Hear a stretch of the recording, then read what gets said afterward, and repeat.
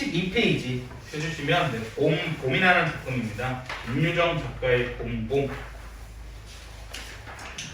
네, 김유정 작가는 여러분도 너무 잘 아시죠? 김유정 작가는 뭐 대표적으로 동백꽃이라는 작품이 있는데 동백꽃 작품은 중학교 때 아마 여러분들 교과서에서 한번 배우셨거나 아니면 무엇보다 여러분 한검타자예요.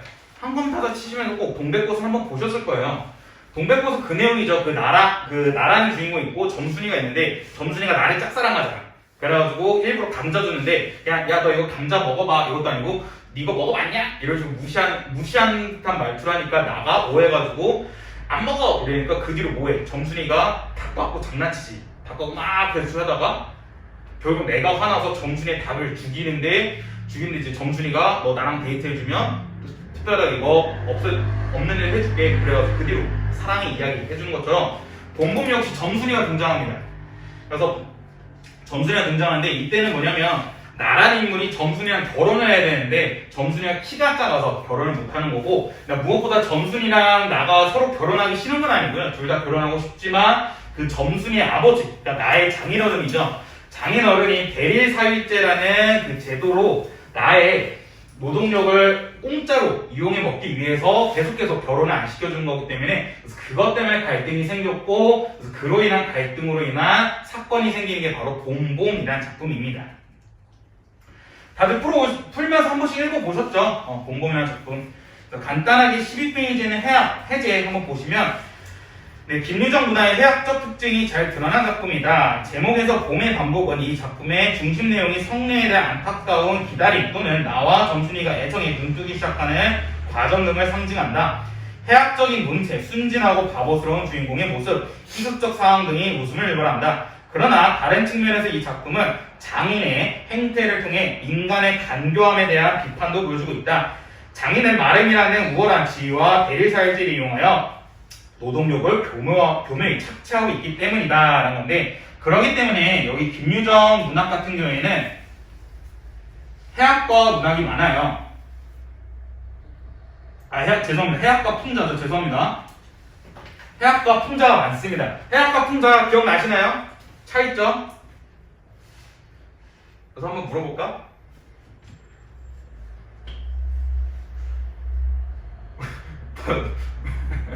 나는 언제나 그렇더라고. 눈을 피하면 나는 꼭 물어보고 싶더라고. 해학과 풍자 차이점, 해학과 풍자 공통점은 일단 웃음을 유발하는 거였죠. 웃음을 유발하는 거였고 해학과 풍자의 차이점은 뭐였냐면 해학은 왜 웃음을 유발하냐면 그 인물을 조금 위로하고 동정하기 위해서 일부러 우스꽝스럽게 표현한 거였고 풍자 같은 경우에는 그 인물을 비판하기 위해서 일부러 그 인물을 우스꽝스럽게 표현한 거였죠. 그래서 김유정 문화에서는 이런 해학과 풍자가 등장하는데 해학은 나한테 등장하고요. 그래서 나를 해학하고요. 밑에 써있듯이 장인, 이 사람은 풍자를 합니다. 이 점 같이 알고 계시면 좋을 것 같아요. 김유정 문학에서는 해학과 풍자가 둘 다 등장하는데 해학과 풍자 둘 다 웃음을 유발한다는 공통점이 있고요. 해학이라는 것은 그 인물을 조금 위로하고 동정하기 위해서 우스꽝스럽게 표현한 거였고 풍자라는 것은 그 인물을 비판하기 위해서 우스꽝스럽게 표현한 거였는데 그래서 여기 봄봄이라는 작품에서는 나라는 인물을 위로하고 동정하기 위해서 해학적으로 표현했고요. 장인이라는 인물을 비판하기 위해서 풍자하고 있습니다. 이 차이점 꼭 알고 계시면 좋을 것 같습니다. 자, 그 다음에 밑에 신정리에서 이거 하나 볼게요. 1인칭 주인공 시점이랍니다. 1인칭 주인공 시점인데 1인칭 주인공 시점이란 것은 1인칭 되면서 나가 등장한다는 거죠. 그 다음에 주인공 시점이기 때문에 나의 이야기를 다 하는 거죠. 그렇기 때문에 되게 모든 나의 내면 세계를 다 알 수 있지만 되게 주관적이라고 말씀드렸죠.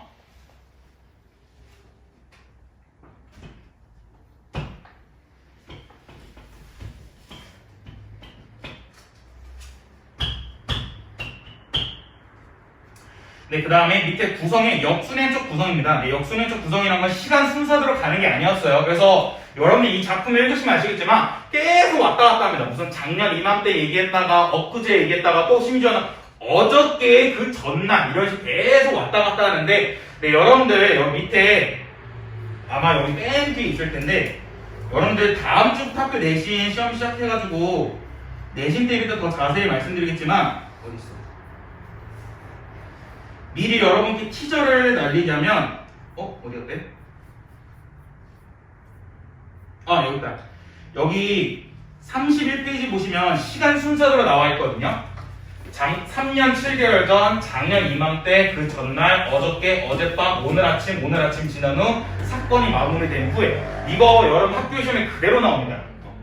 이 표가 그대로 나와요. 여러분 학교 시험에. 그래서 여러분들 학교 내신 대비 시작하실 때 본검하시면 이거는 알고 계셔야 되고 학교 내신 내신 대비도 자세히 말씀드릴게요. 이거 왜냐면 여러분들 시간 순서대로 맞추라 해요.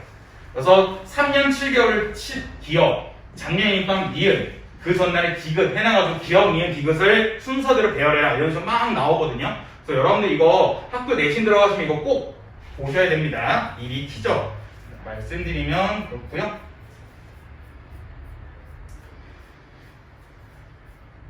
그 다음에 뭐 특별한 게 없었죠. 그래서 역순위적 구성이 어떻게 되냐면 절정 사이에 갑자기 결말을 툭 뒤집어 넣었었죠. 그래서 이거 참고하시면 될 것 같습니다. 자, 그러면 넘어가셔서 13페이지 보도록 할게요.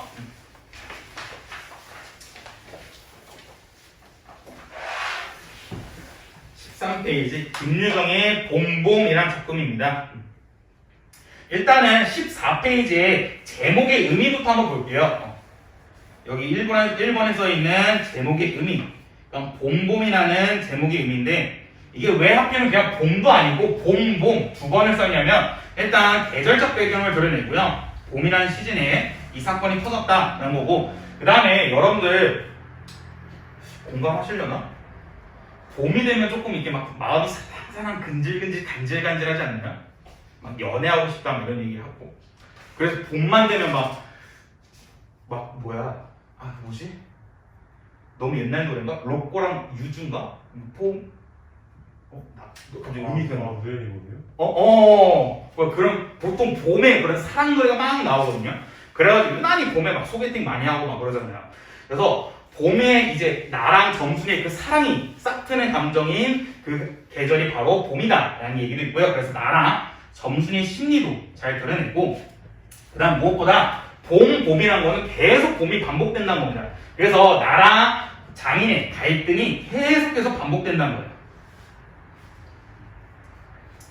이 세 가지 꼭 알고 계세요. 왜 제목이 봄봄이냐면 일단 제일 첫 번째 작품의 계절적 배경을 알려주고 그 다음에 봄이 되면 막 사람이 마음이 간질간질하고 사랑을 하고 싶은 감정이 드는데 이러한 나랑 정순이의 심리를 잘 드러내고요. 그 다음에 봄에 나랑 장인의 갈등이 있었는데 이 갈등이 해결되지 않고 그래서 봄 이런 식으로 나랑 장인의 갈등은 계속 반복될 거다라는 거를 암시하는 제목이기도 합니다.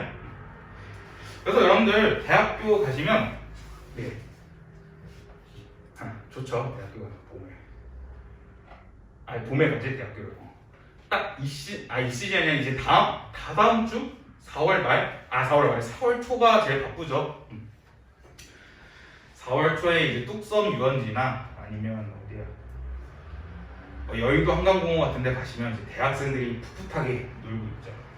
어제도 제가 저 성북에서 퇴근하고 친구들 잠깐 만났는데 친구들 거기 성북고 근처에서 만났는데 성북고가 대학교가 엄청 많거든요. 고려대, 국민대, 성신여대 뭐 이렇게 그냥 성균관대도 있고 엄청 많아서 길거리 지나가는데 대학생들 엄청 잘 놀고 있더라고요. 부럽더라. 여러분들 대학교 가시면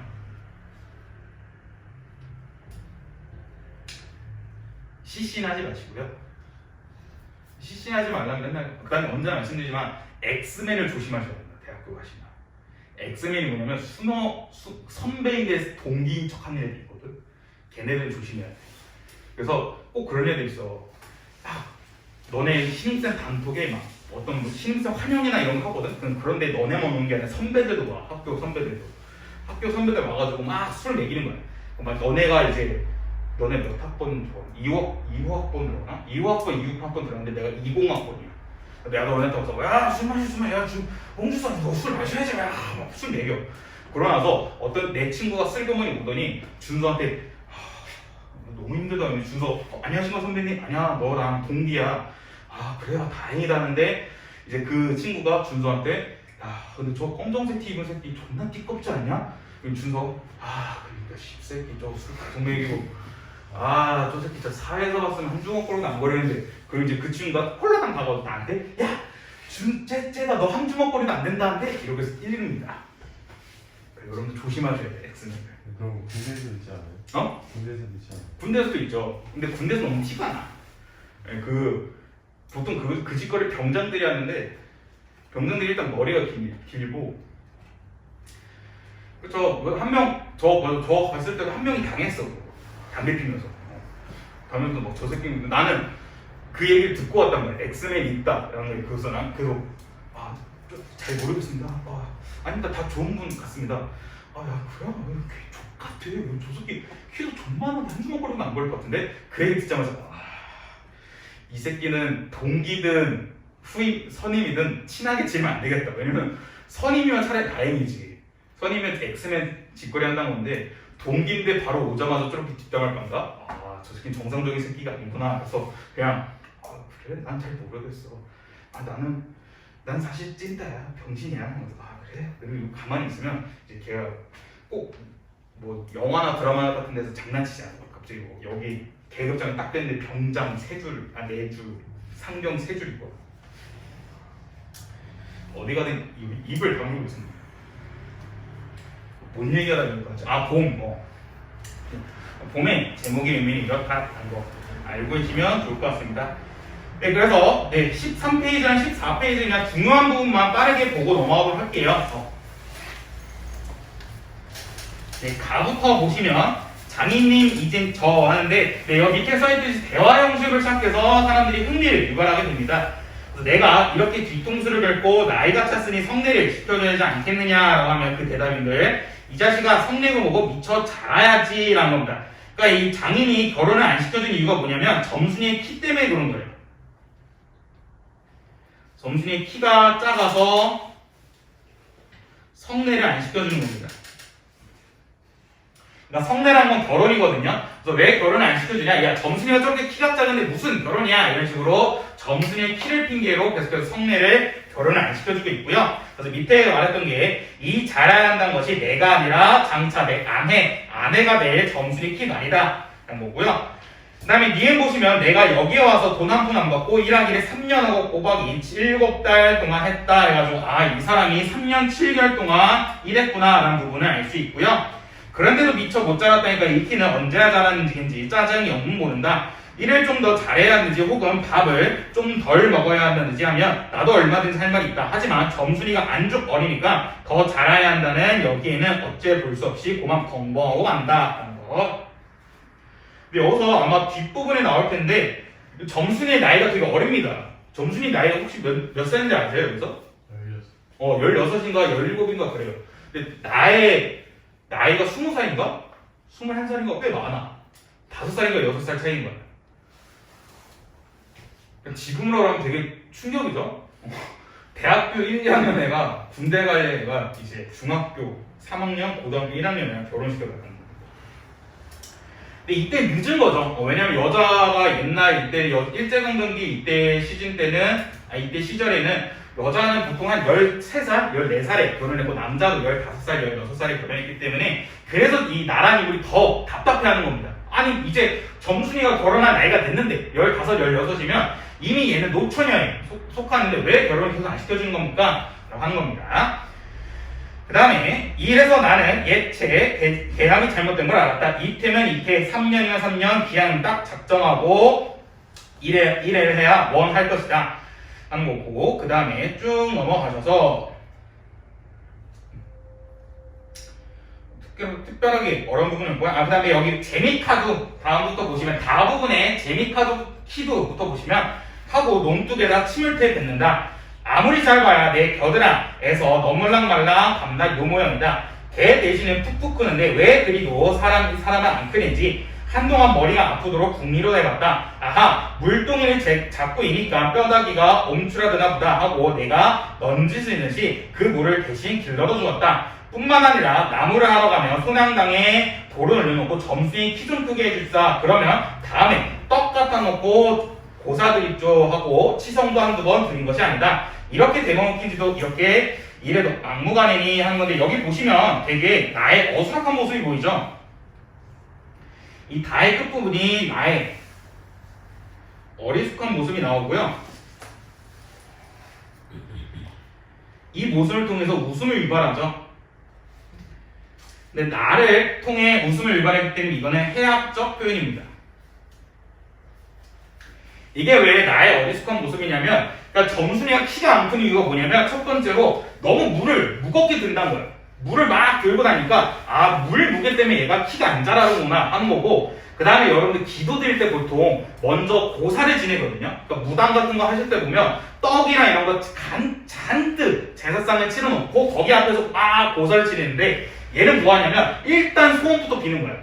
소원 빌고 그 다음에 점순이 키 크게 해서 내 소원을 들어주면 그때 내가 고사 드려줄게, 떡 드릴게, 이런 식으로 방법이 바뀐, 되게 나의 어리숙한 모습을 보여줍니다. 나의 어리숙한 모습을 통해서 웃음을 유발하는데, 이걸 통해서 나를 해학적으로 표현하고 있다는 게 바로 다의 끝부분이었습니다.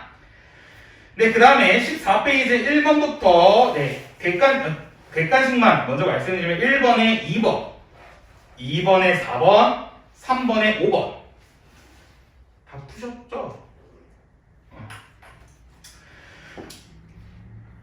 혹시 1번 틀리신 분은 없을 거라고 생각할게요. 1번에 서술상 특징으로 가장 적절한 것인데, 얘는 1인칭 주인공 시점이었죠.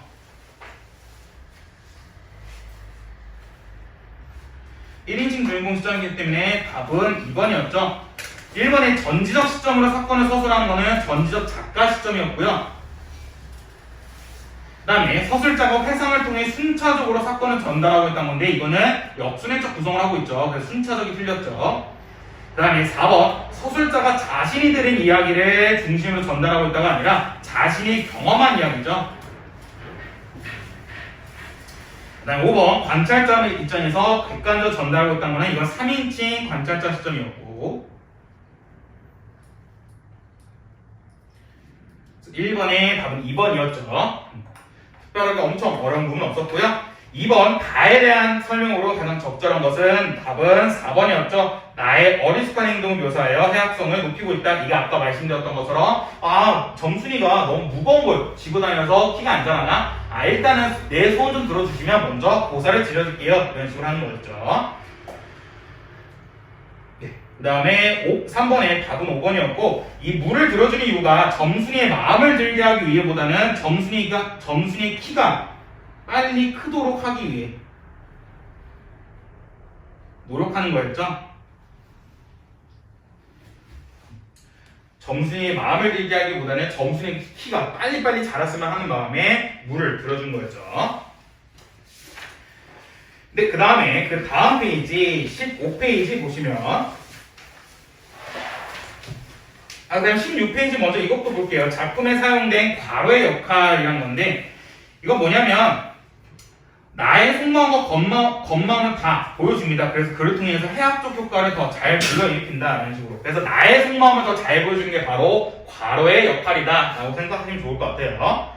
그래서 괄호 같은 경우에는 나의 속마음이 들어간 부분이다 라고 생각하시면 좋습니다. 그래서 이 괄호 같은 경우에는 1인칭 주인공 시점의 특징이라 할 수도 있겠죠.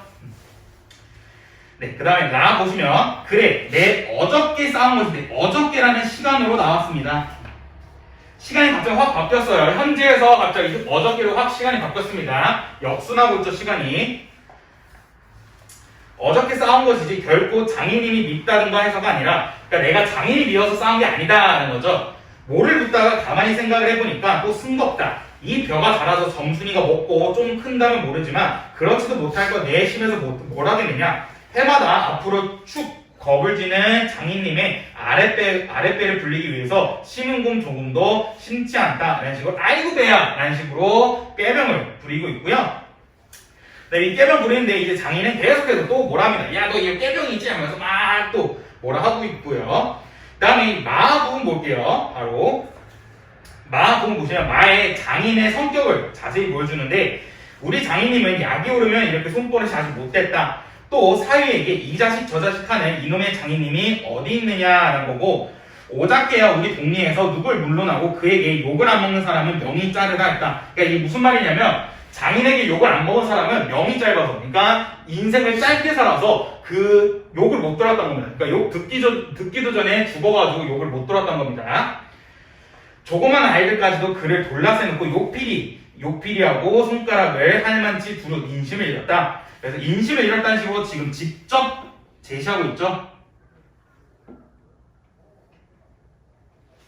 장인에 대한 평가를 직접 제시하고 있습니다. 인심을 잃었다 하고, 허나 인심을 정말 잃었다면 욕보다 입에 대참봉 된 마름으로 더 잃었다. 번이 마름이면 욕잘하고 사람 잘 치고 그리고 생김새길지 호박개 같아야 쓰는 거지만 장인님이 외양이 똑됐다.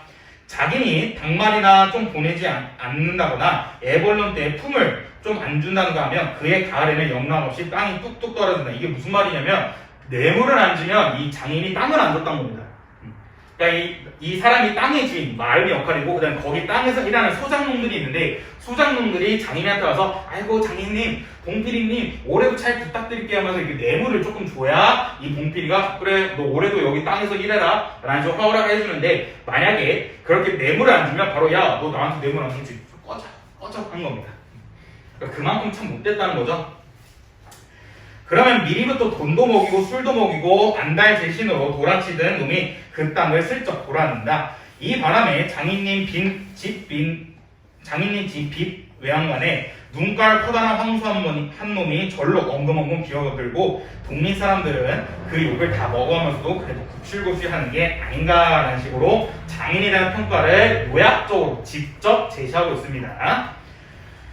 네, 그 다음에 16페이지 보시면 1번에 윗글을 통해 추론할 수 있는 시대상으로 적절한 것은 답은 2번이죠. 소작인에 대한 말음이 장인이었죠. 장인의 횡포가 심각하였다라는 부분을 체크할 수 있고요. 그 다음에 2번, 이 글의 문체적 특징으로 적절하지 않은 것인데 답은 5번이었습니다. 1인칭 시점까지 맞는데 문어라는 것은 그러니까 문장에서 쓰이는 말이거든요.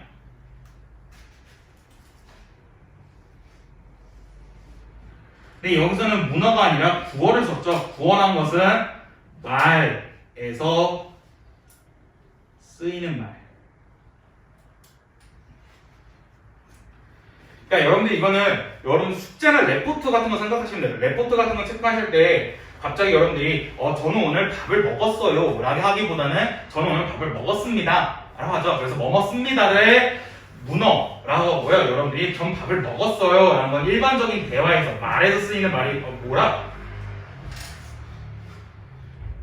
죄송합니다. 대화에서 쓰이는 말. 죄송합니다. 말에서 쓰이는 말이 뭐야? 죄송합니다.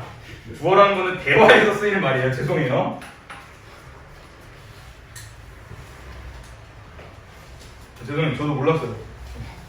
나도 지금 보면서 말에서 쓰이는 말이라 해가지고 죄송합니다. 구어라는 건 일반적인 대화에서 쓰이는 말을 구어라고 합니다. 근데 여기서 보시면 지금 나가 일반적인 대화에서 쓰이는 말들을 사용하고 있죠. 그렇기 때문에 2번의 답은 5번이었고요. 혹시나 2번에 4번 체크하신 분들은 음성상징어를 자유자재를 사용하고 있다는데 음성상징어 어디냐면 여기 바로 이게 여기 있겠죠. 파릇파릇. 라의 중간 부분에 아픈 사람이 누가 일어났느냐 파릇파릇 돋아오른 풀 한 접을 뜯어들고 다리 거머리를 쓱쓱 문대며 장인님 얼굴을 쳐다봤다. 파릇파릇이라는 음성상징어가 있죠.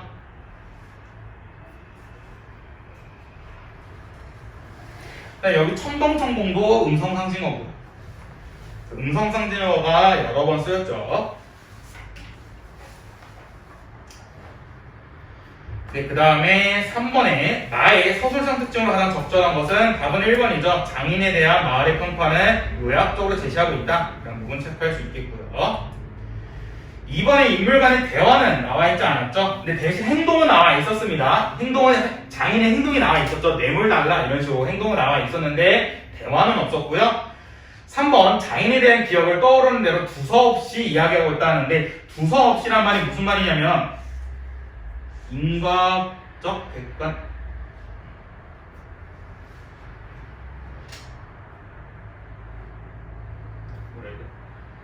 인과적 객관성 없이 그냥 쉽게 말해서 생각나는 대로거든요. 생각나는 대로 막 이야기하는 게 무슨 방법이었지?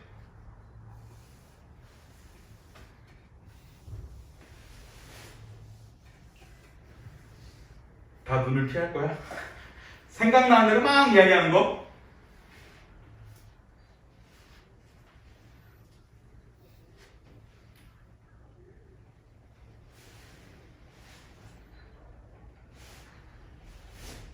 의식의 비법. 오늘 너네 집 갈 수 있겠지? 의식의 비법에서 생각나는 막 말하는 거. 내가 생각나는 막 말하는 건 아니었죠.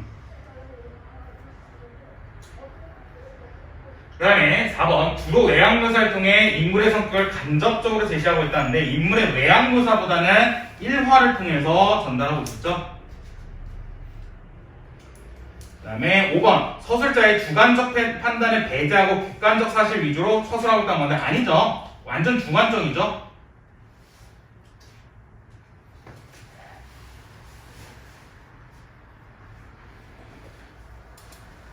그 다음에 4번에 비언어적 표현을 찾으라는 건데 이 비언어적 표현이 뭐냐면 비가 아닐 비거든요. 비언어적 표현은 언어가 아닌 걸 얘기하는 겁니다. 그래서 밑에서 예시 든 게 몸짓, 손짓, 표정, 시선, 자세 등을 얘기하고요. 비언어적 표현이랑 같이 알아두면 좋은 게 반언어적 표현이에요. 반언어적 표현할 때 이 반이란 것은 2분의 1이란 거거든요.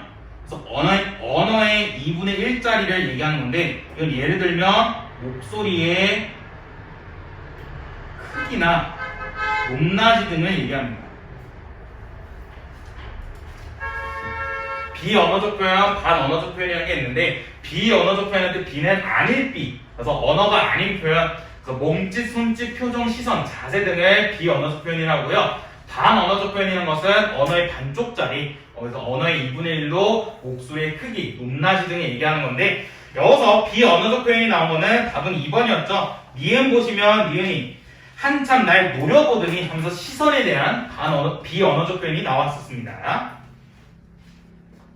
기억도 기억나서 기억 풀한석을 뜯어들고인데 몸짓 않는. 근데 이게 어떤 의미를 나타내 그러면? 째려본다는 건 무슨 의미야? 시선. 그러니까 째려보는 게 그 내가 준서 널 째려봐. 이 무슨 의미야? 싸우자는. 아, 싸우자는 거 아니고 싸우자는 거 아니고 막 싫어하거나 이런 거지. 근데 내가 준서 너 지나고 민준이 지나는데 풀 계속 뜯어. 아니면 내가 지나가다 갑자기 너네 학교 가다가 이건 무슨 의미야? 아, 그 의미가 없잖아. 그러니까 의미가 없는 거야 여기서는. 봐봐 여기서 자신의 생각이나 감정을 나타내야 돼. 근데 파릇파릇 보다 보니 풀 한 섭을 뜯어놓고 다리에 거머리를 쓱쓱 문대면 장님의 얼굴을 쳐다봐야 돼. 여기서 풀 한 섭을 뜯었다는 거는 풀을 이렇게 뜯어서 굴쩍쭉 긁었다는 거거든. 이게 무슨 생각과 감정이야? 그러니까 뭐 이렇게 너네를 비판하고 뭐라는 게 아니라 토론하자는 거야. 너네가 생각하는 생각이나 감정이 뭔지. 이런 게 없어서 그런 거야. 풀 한 섭을 뜯어놓고는 없잖아. 근데 대신 이렇게 쪄봐. 내 생각과 감정이 뭐겠어? 저 밑에 생각이나 감정을 안 읽고요. 몸짓, 손짓 저런 것만 나오는 감정. 생각이나 감정을 나타내는 겁니다.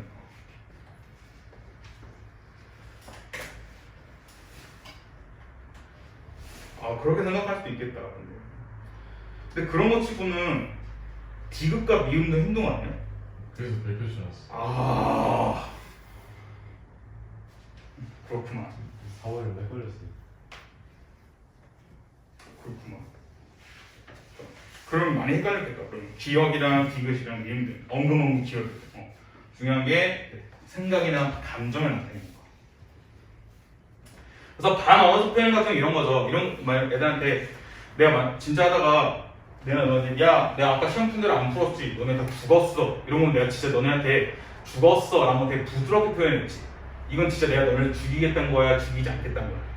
혼내겠다는 거지. 근데 내가 진짜 화가 나가지고 너네 오늘 죽었어 하는 건 뭐겠어. 너네 진짜 죽이겠다는 거지. 이게 이제 반 언어 좁혀요. 자, 그 다음에 17페이지.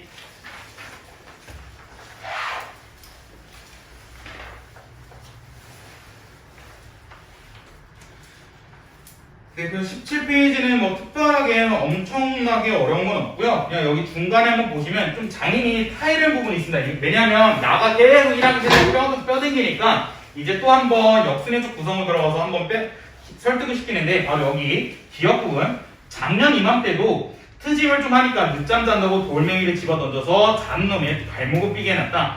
사날씩이나 건승 끙끙 앓았다가 종당에는 거당 울상이 되지 않았던가. 얘 그만 일어나 일 좀 해라. 그래야 올 가을에는 더 잘 되면 너 장가되지 않니? 그래. 귀가 번쩍 뜨여서 그날로 일어나서 남이 이틀 품 들을 눈을 혼자 쌀만 놓으니까 장인님도 눈깔이 커다랗게 놀랐다. 그럼 정말로 가을에 와서 혼인을 시켜줘야 하는 경우가 옳지 않겠는가? 벼썸을 척척 들어 쌓아도 다른 소리는 않고 물동이를 끼고 들어오는 점순이를 담배통으로 가르치며 이 자식아 미척하여야지 족을 데리고 무슨 혼인을 한다고 그러니 온하고 난장만 붉게 해주고 고만이다. 그러니까 이게 작년에도 한번 그 짓 한 겁니다. 작년에도 나 일 안 해 했다가 장인이 화가 나서 돌멩이 던져서 발목 삐게 했는데 이게 나가 사실 일을 진짜 잘했던 거야. 엄청나게 에이스여가지고 얘가 일을 너무 잘하니까 이제 장인이 대충 설득시킨 거지. 야, 너 빨리 일어나야 올 가을에는 장가가지 않겠어? 라는 말에 뻘떡이면서 막 열심히 농사 지었는데 막상 농사 다 짓고 나서 장인이 또 말을 바꾸죠. 야, 저쪽 벌레 이거 저 킥장을 내는데 이거 무슨 결혼한다는 거야? 이런 식으로 또 말을 확 바꾸는 겁니다. 그래서 계속 왔다 갔다 하고 있다는 걸 알아두시면 좋을 것 같고요. 네, 그 다음에 넘어가셔서 네, 그 다음 부분 볼게요. 그러나 내 사실상 장인님이 미워서 그런 것은 아니다 하고 그 전날로 옮겨갑니다. 또 역순회적 시간이 계속 바뀌죠. 왜 내가 쇠고기에 맞은 봉우리 화전밭을 혼자 갈고 있지 않았던가? 밭 가생이로 돌적마다 야릇한 꼼내가 물컹하고 코를 찌르고 머리 위에서 벌들은 가끔 붕붕 소리를 친다. 바위 틈에서 샘물 소리밖에 안 들리는 산골짜기니까 맑은 하늘이 봄볕은 이불 속같이 따스하고 꼭 꿈꾸는 것 같다. 나는 몸이 나른하고 몸살이 날라고 그런지 가슴이 울렁울렁하고 이랬다. 그러는데 이것도 지금 되게 나의 어리숙한 모습입니다.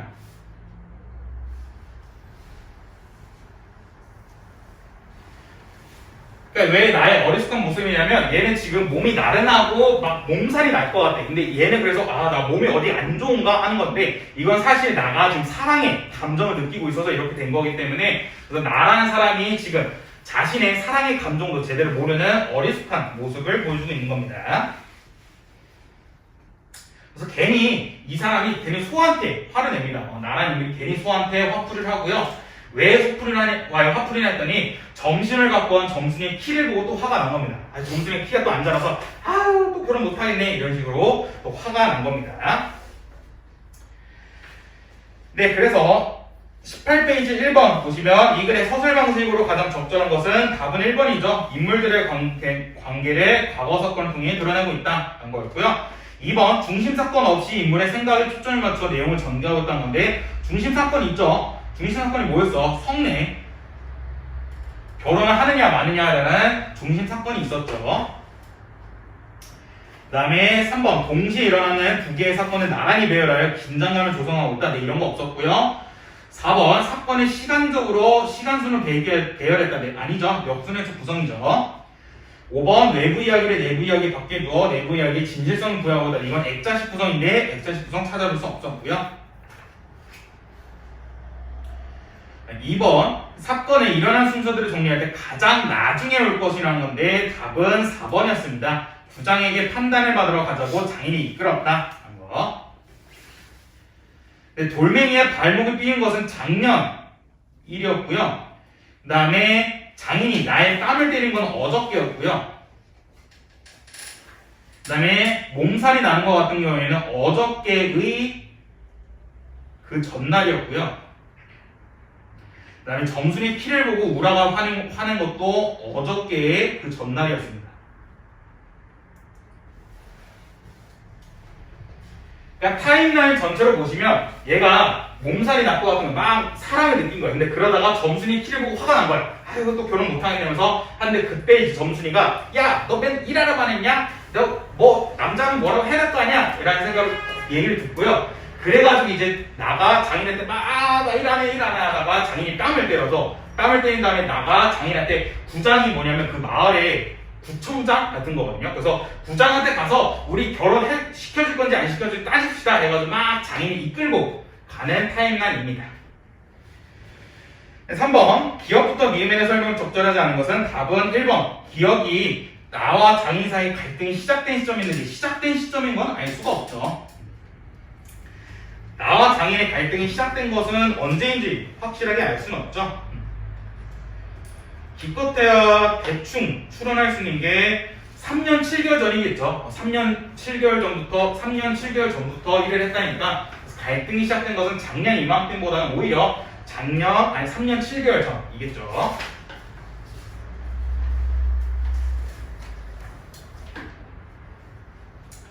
네, 그 다음에 19페이지 그냥 빠르게 얘기만 하면 19페이지는 점순이가 얘기를 하는 거죠. 점순이가 야, 성례시켜달라 해서 그냥 가만히 있냐? 라는 건데 이 점순이와 나와 서로 내외합니다. 내외라는 게 이제 남녀 7세 부동성 이런 거라 해가지고 남녀가 이제 서로 마주보고 대화가 안 된다 이런 식으로 서로 그냥 하늘 보고 아니면 풀밭을 보면서 서로 이제 혼잣말식으로 얘기하는 건데 이제 점순이가 뭐라 하죠. 야, 가만히 있냐? 너 일하러 왔어? 라는 식으로 막 뭘 하는 겁니다. 20페이지에 1번 보시면 점순이라는 설명으로 가장 적절하지 않은 것은 답은 4번입니다. 내외하는 풍습에 얽매이지 않고 자유롭다가 아니라 얽매여 있죠. 2번 A에 나타난 나에 대한 점순이의 심리로 가장 적절한 것은 답은 2번입니다. 나의 소극적인 성격에 답답함을 느끼죠. 3번 기억과 미음에 대한 설명으로 적절하지 않은 것은 답은 5번입니다. 미음 부분이 이런 걸 멀쩡하게 어리다고 하는 것 같은 경우에는 불만이 아니라 오히려 설렘에 가깝겠죠.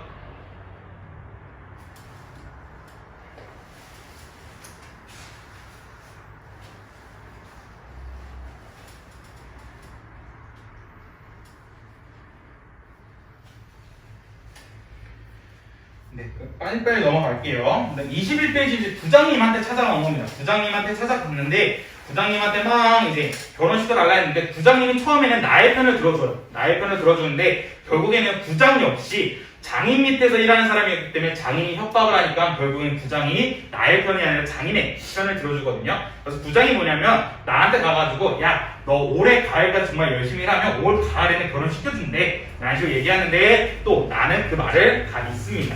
그 모습을 보여주는 게 부장을 찾아간 모습이었고요. 그래서 22페이지에 1번 보시면 부장과 장인의 공통적으로 가장 적절한 것은 답은 3번이었고요. 둘 다 허세를 엄청 부렸죠. 부장 같은 경우에는 이렇게 수염도 없는 수염을 막 쓰다듬고 있고 장인 같은 경우에도 허세를 엄청 자기가 마치 양반처럼 행동을 했었고요. 2번 이 글에 드러난 주된 갈등으로 가장 적절한 것은 4번이죠. 나와 장인의 결혼과 관련된 갈등이 주된 갈등이었고요. 3번 이 글에서 해악성을 불러일으키는 요소로 가장 적절하지 않은 것은 답은 5번입니다. 장인님이 빙자님이라고 불러야 좋아한다는 것을 알면서 일부러 장인님이라고 부르는 모습인데 일부러가 아니었죠. 실수로 계속 장인님이라고 부르는 거였죠. 그러니까 빙자님은 남의 장인을 얘기하는 건데 장인은 나의 어리숙한 모습 보면서 좀 어리숙한 얘가 나의 장인이라면 좀 쪽팔리니까 이거 밖에서는 장인이라 부르지 말고 빙자님이라 불러 했는데 나는 이걸 계속 까먹고 장인님 이랬었죠.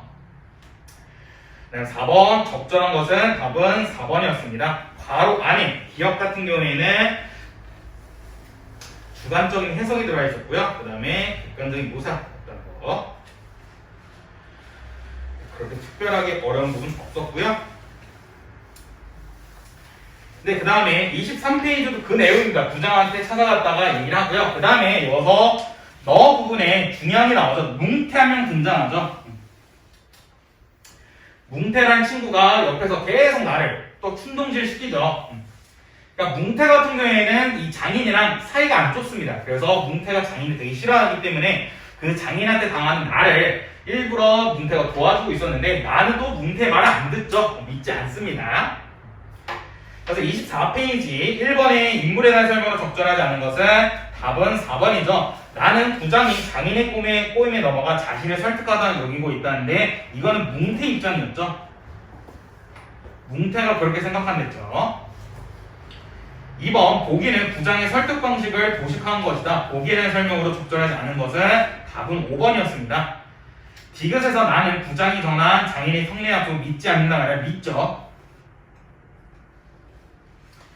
3번 사건이 일어난 순서를 바르게 배열한 것은 답은 3번이었고요. 혹시나 3번 틀리신 분들은 꼭 꼼꼼하게 다시 보셔야 됩니다. 시간 순서는 여러분 학교 내신에 중요하게 나오기 때문에 꼼꼼하게 보셔야 되고요.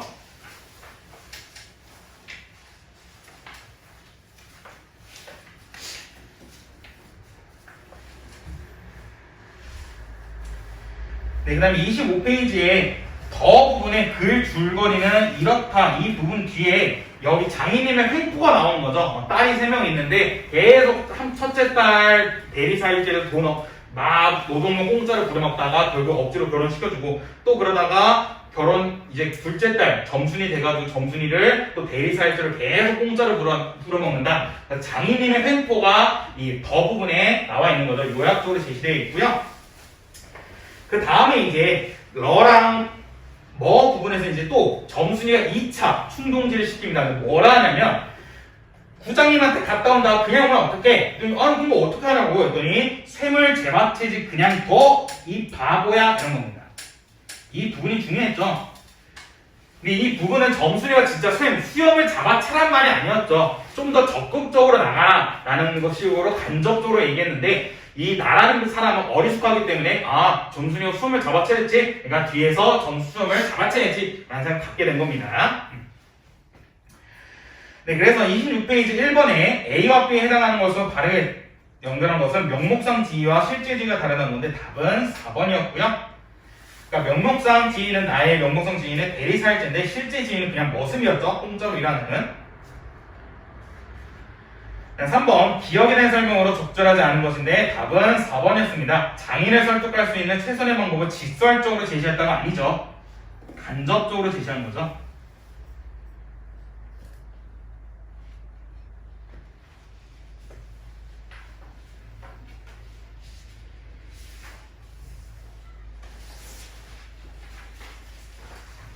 네, 그 다음에 27, 28페이지 이제 장인이랑 나랑 싸웁니다. 장인이랑 나랑 싸우는데 막 이제 떼굴떼굴 구르다니까 처음에는 장인이 막 나의 이제 옆구리를 푹푹 찌르다가 이제 떼굴떼굴 구르거든요. 근데 이제 그러고 나서 얘가 뭔 짓 해요?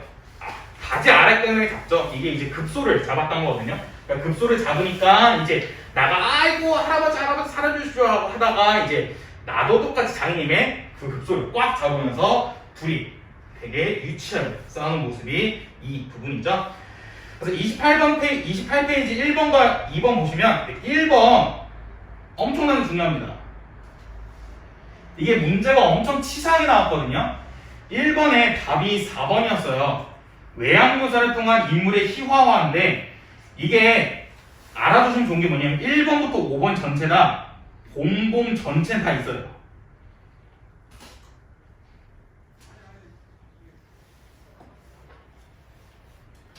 봄봄 다 전체에 1번부터 5번이 다 있거든요. 근데 4번만 더해서 서에 없어요. 이 1번 문제 여러분들 학교 내신에서 되게 좋아하니까 꼭 기억해 두세요. 이거 조심하셔야 됩니다. 1번부터 5번이 다 봄봄 전체에 있거든요. 근데 유일하게 4번만 더해서 서, 그러니까 절정 부분은 없습니다. 그래서 이거 꼭 조심하셔야 돼요.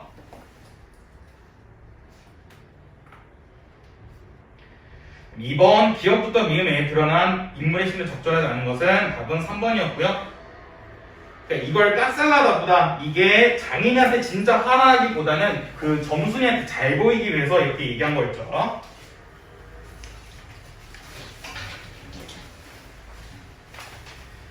그다음에 29페이지는 결말 부분인데 결국에는 서로 화해를 하고요.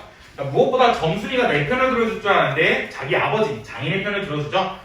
그거에 이제 나가 충격 먹고 이제 결국 끝에는 장인이 나한테 결혼시켜준다고 약속하지만 그 약속은 지켜지지 않을 거라고 예시할 수 있겠죠.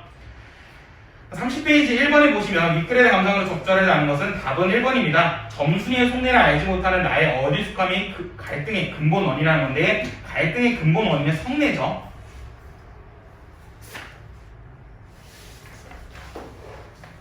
2번 나의 입장에서 이해할 수 없는 점순이의 태도로 가장 적절한 것은 1번이고요. 나의 편을 들어줄 줄 알았는데 장인의 편을 들어줬고 3번 점순이가 속으로 수습한 내용은 5번이었죠.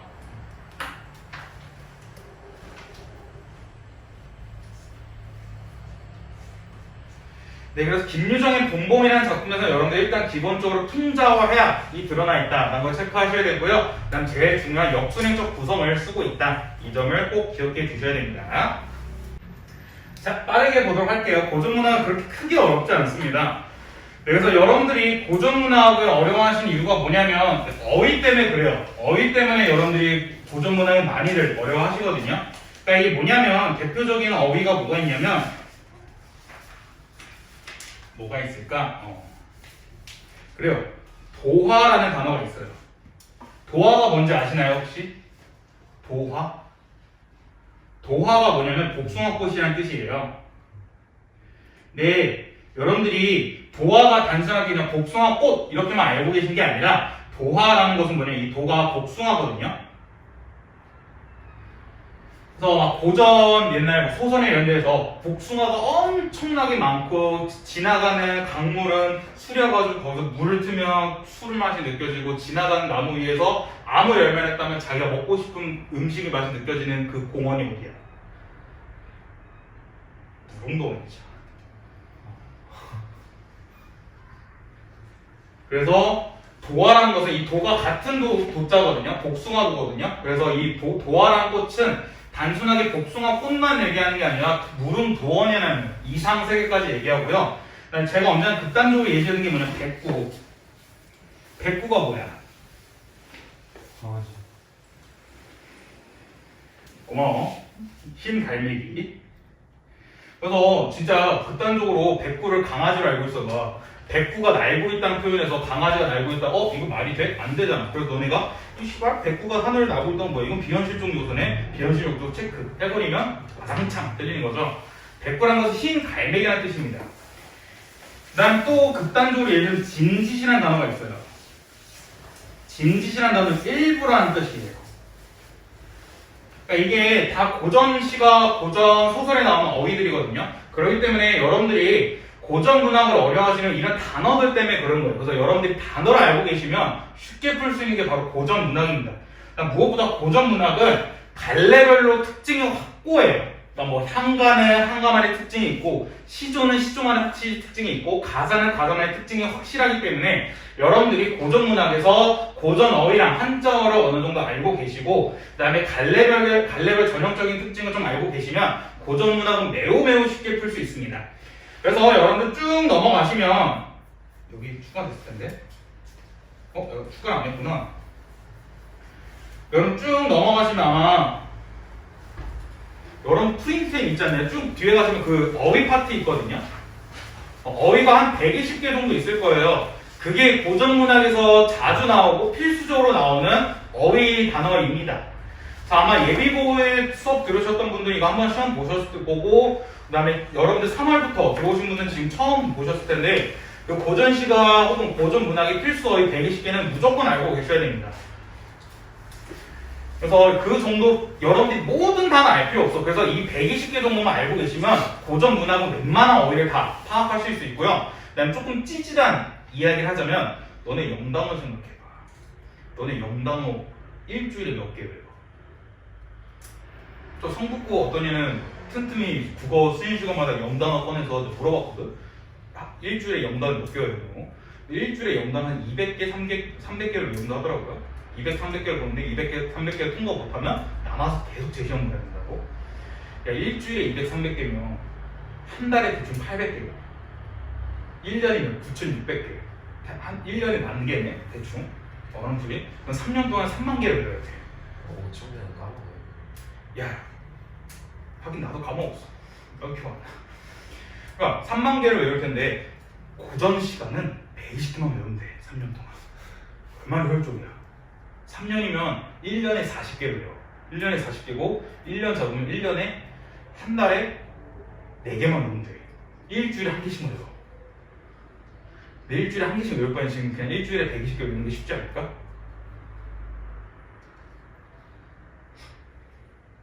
좀 찌질한 얘기였어. 아니 그 너네 영단어 이런 게 불쌍하더라고. 전 영단어 절대 안 읽거든요. 영단어는 제가 배웠던 영어 선생님이 영단어를 외운 게 아니라 좀 영단어 그 문장에서 이렇게 추론하는 그런 연습을 하셔가지고 이게 나 때 수능 때만 통했지 요즘 수능 때는 절대 통하지 않더라고요. 여러분들 좀 짜네요. 그래도 120개 외울 수 있잖아. 언제 시험 볼까? 120개. 기말 끝나. 어? 내가 총소리 때문에 귀가 잘 안 들리는 중간에 기말로 들은 것 같은데? 어디? 언제? 내 이쪽 귀로 들을게. 네? 언제? 내 이쪽 귀로 들어서 기말로 들은 것 같아. 언제? 기말? 또 누가 기말이라고 속 썩였는데? 대충 스케줄 보고 한번 정해봅시다. 아마 여러분들 또 4월달 들어가시면 여러분들 또 시험 대비하고 이래서 바쁘시고 이래가지고 5월달? 5월이나 한 6월달쯤에 한번 더 암기하는 게 좋지 않을까 싶습니다. 자, 그러면 한번 천천히 보시면 일단 0번에 고전문학 읽는 방법이 있어요. 고전문학은 일단 이어적기로 되어 있습니다. 이어적기란 건 그냥 발음 나은 대로 적었다는 거고요. 그래서 괜히 여러분들 그냥 보시면서 이게 무슨 소리 하는 거 그냥 발음 나은 대로 이해하시면 됩니다. 그렇게 크게 어려워하실 필요 없고, 특히 여기 현대어에서 사용하지 않는 의문들이 있어요. 제일 첫 번째 이점 아래 아입니다. 얘는 아 또는 으로 바꿔서 읽으시면 되는데 아가 첫 번째 글자에 있으면 아로 바꾸시면 되고요. 이 아래가 두 번째 글자에 있으면 으로 바꾸시면 됩니다. 그래서 예시를 들면 이게 무슨 말이냐면 이런 단어가 있어요. 기역하고 아래아가 있고 이응하고 아래아 리얼되어 있는 부분이 있는데 얘네 둘 다 아래아가 있거든요. 근데 얘 아래아는 첫 번째 글자에 있는 거고 얘는 두 번째 글자에 있죠. 그래서 얘 경우에는 아로 바꾸고 뒤에 있는 두 번째 글자에 있는 은은 으로 바꿔서 가을로 읽으시면 됩니다. 간단하죠? 아래아가 있을 경우에는 첫 번째 글자에 아래아가 있으면 아로 바꾸시면 되고요. 두 번째 글자에 아래아가 있으면 으로 바꿔서 읽으시면 됩니다.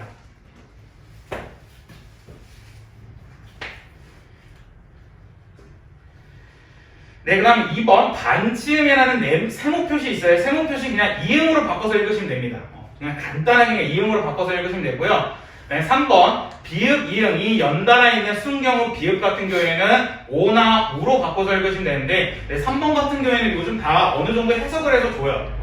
해석을 줘서 이미 주기 때문에 그렇게 크게 자주 볼 건 없고 네, 구개음화라는 게 있는데 구개음화라는 건 드트를 지츠로 바꾸는 건데 이 구개음화가 근대 때 생겼기 때문에 조선 초나 중기 때 쓰였던 문학작품에서는 드트를 지츠로 바꿔서 읽으시면 조금 더 쉽게 읽을 수 있다는 거 체크하시면 될 것 같습니다.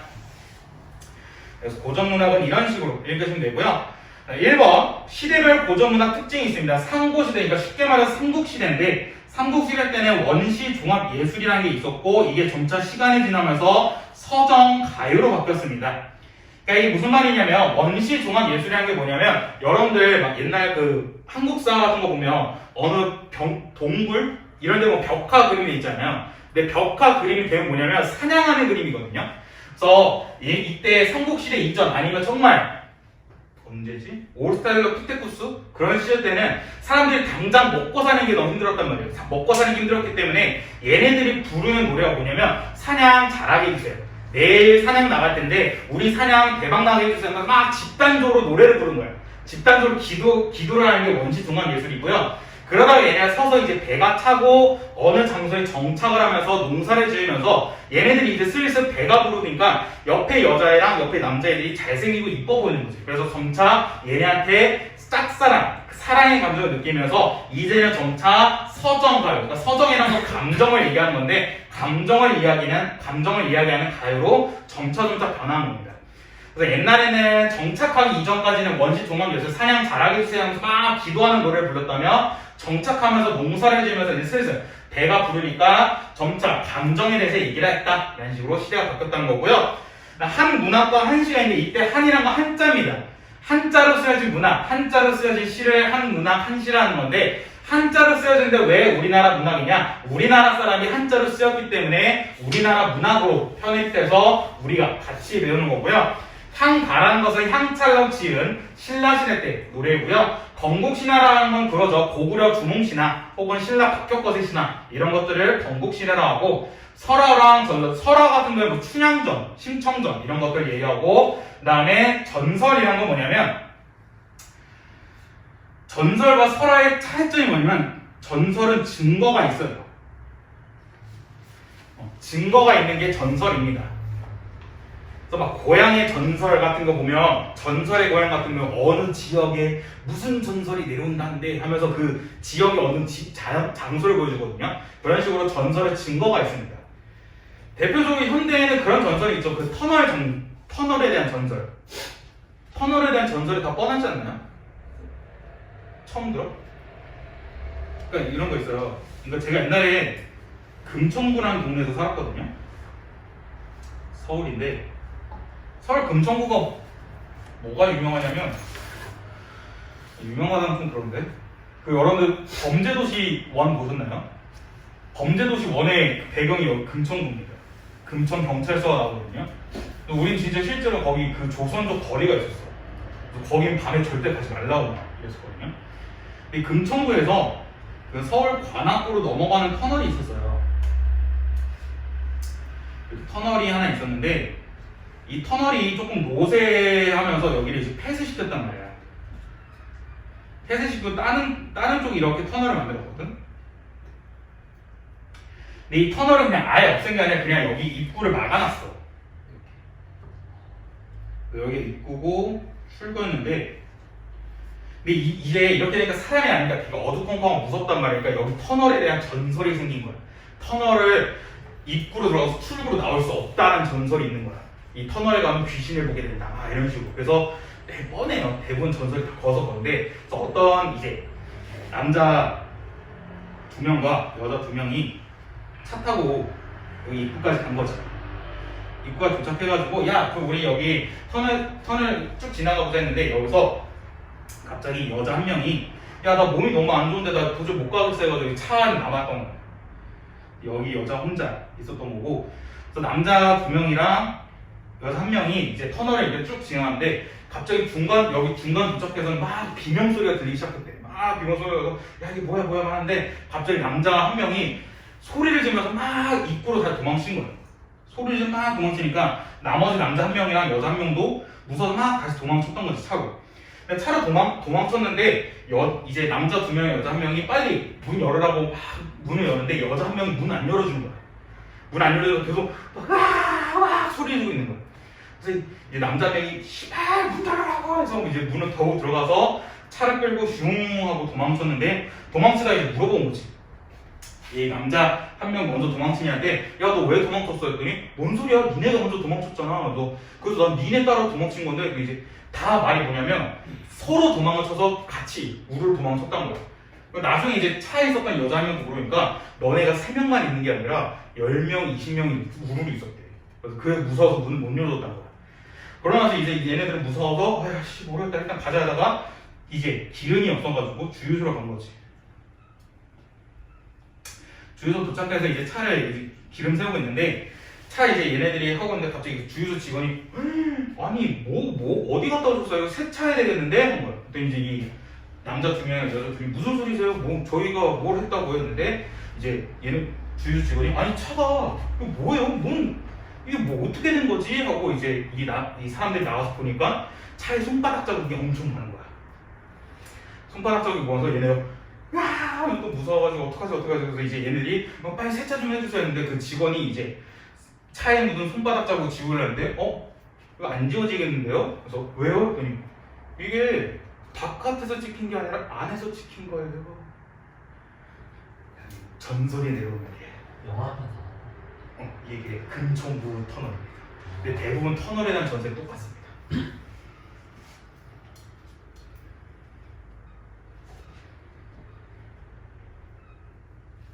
이래도 오늘 수업 끝나면 눈에 이거 전설만 펴고 오시면 안 된다. 자, 그 다음에 이제 삼국시대가 끝나고 고려시대로 갑니다. 고려시대 가서는 여전히 이제 우리나라 문자가 없었기 때문에 한자로 쓰여진 한문학과 한시가 많아졌고요. 이 한자를 보는 피지배층 같은 경우에는 그냥 한자를 쓰지 않고 그냥 노래로 부를 수 있는 고려가요가 많아졌고요. 그 다음에 이제 무신의 난, 그러니까 고려 말쯤이죠. 이쯤부터 이제 신흥 사대부애들이 경기체가라는 걸 만들었어요. 경기체가 뭐냐면 자기네들 얼마나 잘 노는지 자랑하는 거야. 자기네들은 술도 잘 마시고 음식도 맛있는 거 먹고 그 다음에 맨날 우리는 밤마다 향락적으로 잘 논다라는 식으로 자랑하기 위한 노래가 경기체가였습니다.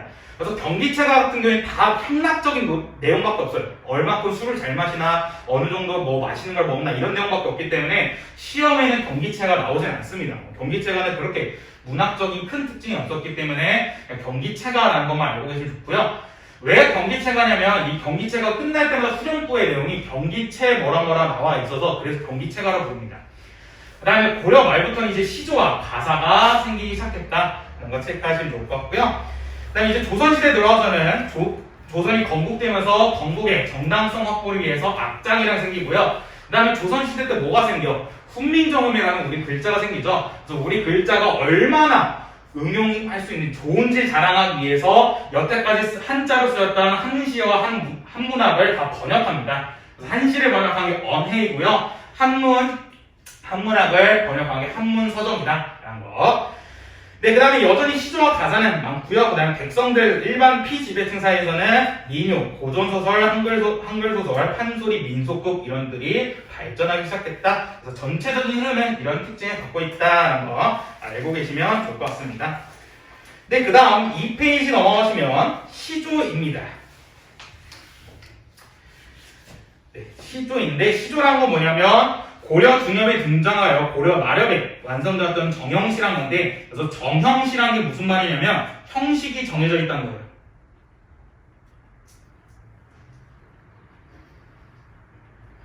형식이 정해져 있는 시를 정형시라 하는데 시조는 대표적인 정형시이고요. 형식이 어떻게 정해져 있냐면 3장, 6구, 45자 내외입니다. 이 3장이란 거는 초장, 중장, 종장이라는 세 줄로 되어 있다는 거고요. 45자라는 거는 45글자 이내인 겁니다. 그래서 시조라는 것은 형식이 정해져 있는 정형시라는 건데 그 시조의 형식이 무엇이냐? 3장, 6구, 45자라는 형식인 겁니다. 3장이란 것은 초장, 중장, 종장이라는 세 줄짜리라는 거고요. 45자는 45글자이라는 겁니다. 네, 그 다음에 제일 중요한 게 종장의 첫 음보는 무조건 3음절로 고정한다라는 거 꼭 기억해 주세요. 이게 무슨 말이냐면 종장은 맨 마지막 줄이거든요. 거기서 첫 음보라는 거는 맨 앞을 생각하시면 돼요. 그래서 맨 마지막 줄 종장의 맨 앞은 3음절, 3음절이라는 것은 세 글자입니다. 무조건 세 글자로 고정시켜야 되는 게 시조의 큰 특징입니다. 그래서 여러분들 보시면 여러분들이 배웠던 동짓달 기나긴 밤이라는 작품 볼 때 황진이의 시조거든요. 시조 보실 때 초장, 중장, 종장 이렇게 세 줄로 되어 있고요. 맨 마지막 줄 여기가 중장인데 여기가 종장인데 종장의 맨 앞 어론잎 세 글자죠.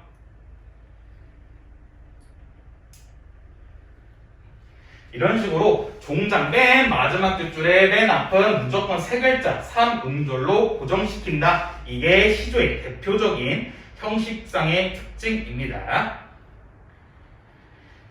네, 시조의 종류에는 평시조, 연시조, 사설시조가 있습니다. 평시조는 일반적인 3장, 6구, 45자의 시고요. 이 평시조가 연달아 있는 시조를 연시조라 하고 사설시조 같은 경우에는 길이 제한이 없습니다. 그래서 자기가 하고 싶은 말 다 할 수 있는 게 바로 사설시조인데 보통 두 번째 줄 중장의 길이가 엄청나게 깁니다. 그래서 이 사설시조 같은 게 보통 일반 평민들이 많이 썼어요. 왜냐면 평민들이 그 시를 쓸 시간이 별로 없었기 때문에 한 번 쓸 수 있을 때 막 썼거든요. 그래서 막 써가지고 되게 내용이 기다랗게 된 게 바로 사설시조입니다. 자, 그 다음에 6번. 6번은 무조건 기억해 두세요. 시조 작가별 주제 혹은 내용인데, 시조는 작가별로 주제 혹은 내용이 확정되어 있습니다. 내용이 딱 정해져 있는 거예요. 어떻게 정해져 있냐면, 만약에 이 시조를 쓴 사람이 양반이다 할 경우에는 유교적인 충사자, 그러니까 임금에게 충성을 다해야 된다. 아니면 부모님께 효를 다해야 된다. 혹은 자연 속에서 즐기는 즐거움, 이거는 자연 친화입니다.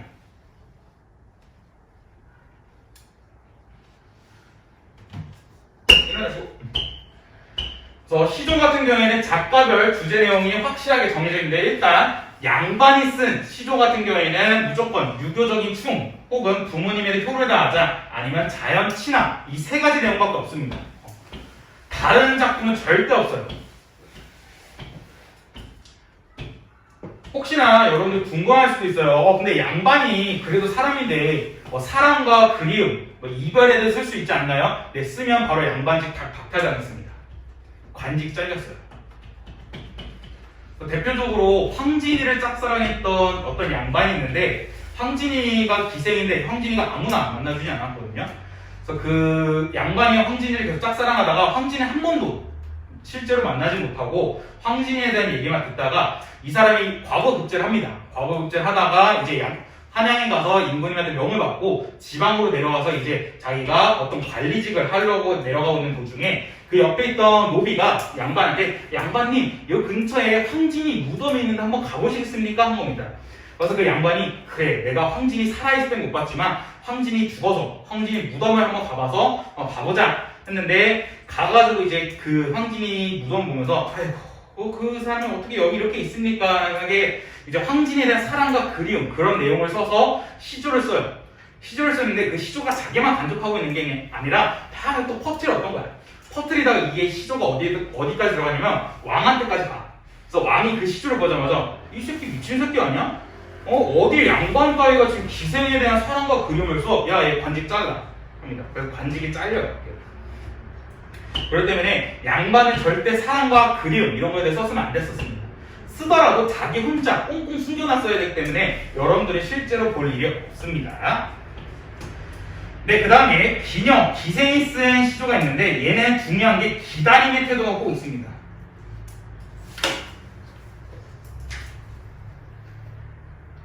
네, 만약에 시조인데 시조의 기다림에 이야기가 있다, 그럼 이거는 기생이 쓴 시조입니다.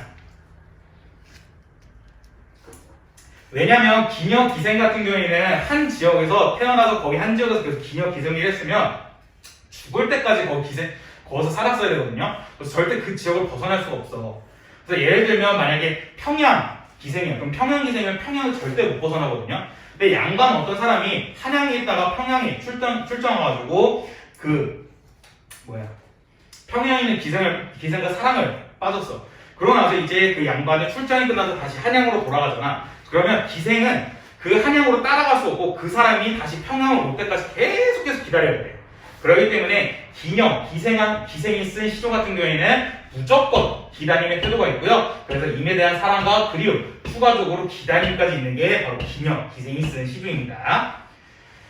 네, 그 다음에 평민, 그러니까 평민이 쓴 건 보통 작자를 알 수 없다, 언론, 그래서 작자 미상이라 하는데, 얘네들이 임에 대한 사랑과 그리움, 아니면 탐관오리를 비판하거나 삶에 대한 답답함에 대해서 얘기하는 게 바로 시조의 특징입니다. 그래서 정리하면 시조의 특징이 그렇게 크게 많지 않죠. 시조란 것은 형식이 정해져 있는 정형식이란 거고, 형식이 3장 6구 45잔이고, 종장의 터 분모는 무조건 세 글자, 사문절로 고정시켜라. 그 다음에 시조의 작가별로 주제, 내용이 다른데, 양반이 쓴 거는 자연친화, 효, 충, 기녀, 기생이 쓴 거는 사랑, 그리움, 기다림, 평민, 작자, 미상일 경우에는 임에 대한 사랑, 그리움, 탐관오리, 비판, 삶에 대한 답답함, 이런 내용만 있다. 이런 거 기억해 주시면 좋아요. 괜찮나요? 자, 자, 그럼 우리 시조 하나 배웠으니까 우리 교과서에 있는 시조 작품을 같이 보도록 할게요. 이거 다시 펴주시면 돼요. 69페이지 펴주시면 됩니다.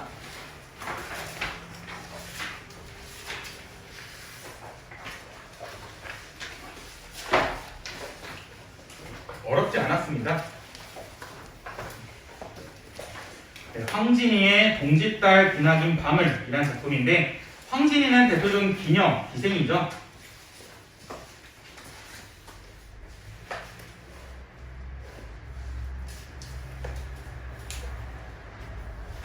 여러분 황진이에 대해서 좀 자세히 알고 계시면 좋아요. 왜냐하면 우리나라 문학에 황진이가 정말 자주 등장합니다.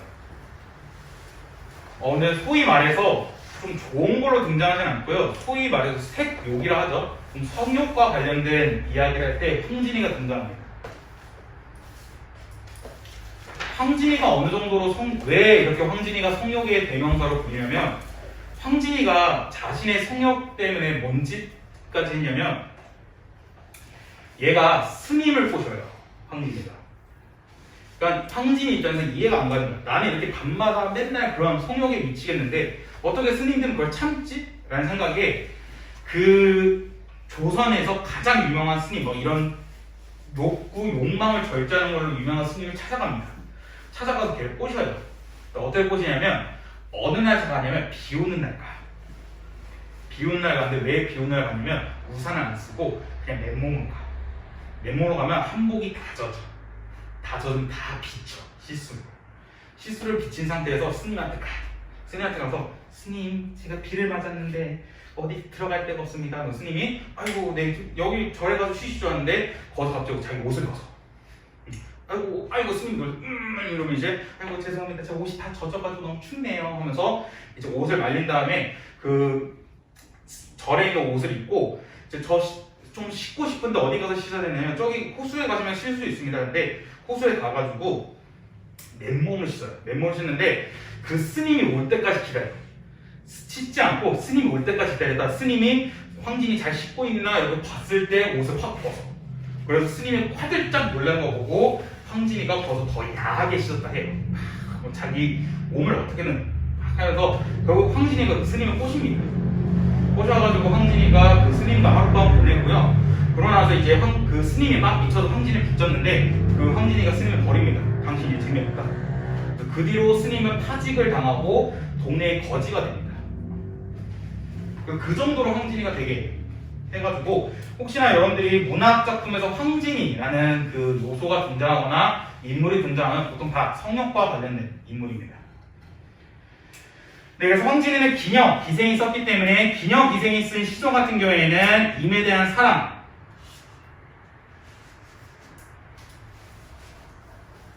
그리움, 그다음 제일 중요한 기다림이 있겠죠.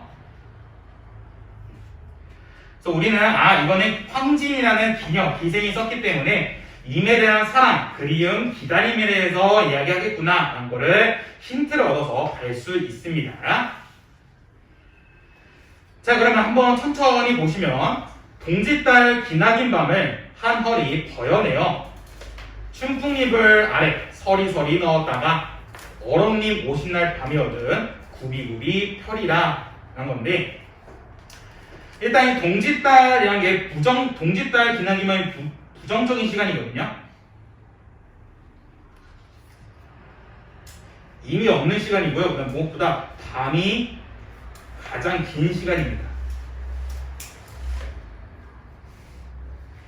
그러니까 동짓날이 밤이 가장 길다 하죠. 해가 제일 짧은 날.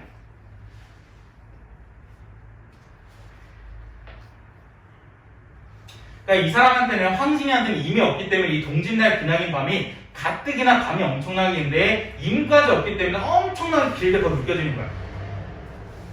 그래서 동짓달 기나긴 밤을 하늘이 싹둑 버여냈던, 버여내라는 건 싹둑 잘라냈다는 거거든요. 그러니까 이게 무슨 말이냐면, 시간이 이렇게 흘러, 시간이 이렇게 있는데 시간이 이 중간에 싹둑 자른 거야. 싹둑 잘라서 이 남은 시간을, 이 반쪽짜리를 퉁퉁 그러니까 이불 아래 쏙 넣어놨대. 입을 쏙 넣어놨다가, 입을 안에 넣었다가 언제 이 시간을 꺼내냐면, 얼음님, 얼음이라는 것은 사랑하는 님인데, 사랑하는 님 오신 날 밤이거든 그때 그러니까 이 검정색 시간이 이미 없는 시간이고 파란색 시간은 이미 있는 시간인데, 그래서 얘를 이렇게 싹둑 잘라내서 얘를 얘를 쇽 일로 갖고 와서 이렇게 붙인단 말이야. 얘를 없애버리고. 그래서 이미 없는 시간은 반쪽으로 쪼개버려서 최대한 짧게 하고, 그다음에 그 반쪽짜리 잘라낸 것을 죄송해요. 임과 함께하는 시간에 붙여서 임과 함께하는 시간을 더 길게 보내고 싶다가 동짓달 빛나긴 밤이라는 작품입니다. 되게 잘 쓰지 않았나요? 이 조선시대 때 이 생각을 했던 거야. 시간을 반쪽 잘라내가지고 그 시간을 임과 함께하는 시간에 붙였어야지, 이런 식으로.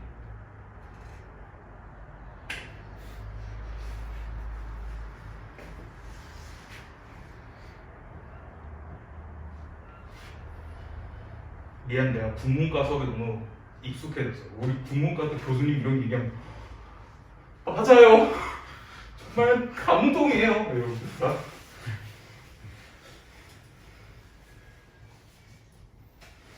그 대표적인 고재종의 첫사랑 같은 작품. 우리 했었지 않았나요? 고재종의 첫사랑 같은 거 하면, 야, 첫사랑은 눈꽃이라고 막 눈꽃을 폈다가 이게 다 얼마나 이 첫사랑을 잘 썼니? 뭐 다 저의 첫사랑이 생각나요. 사실 너도 손에서 속으로 이럴 거 아니야. 와, 진짜 잘 썼다 했는데 부끄러워서 대답을 안 할 수도 있죠.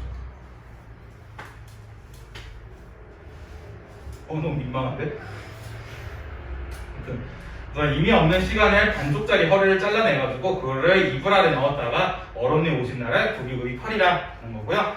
조금 더 자세히 또 분석을 하시면, 시간이란 것을 허리를 배워놨답니다. 시간이란 것은 추상적이죠.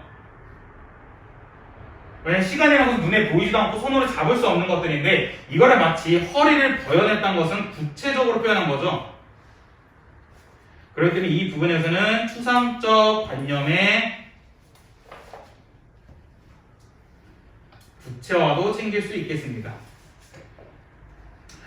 왜냐하면 시간이라는 추상적 관념을 마치 눈에 보이는 것처럼 허리를 싹둑 잘라냈다는 거니까 구체적으로 표현했다. 그래서 추상적 관념의 구체화라고 할 수 있고요. 그 다음에 신풍립은 아예 서리서리 넣었다가, 서리서리라는 것은 우리말이 묘미도 살렸지만 이건 음성 상징으로 썼죠.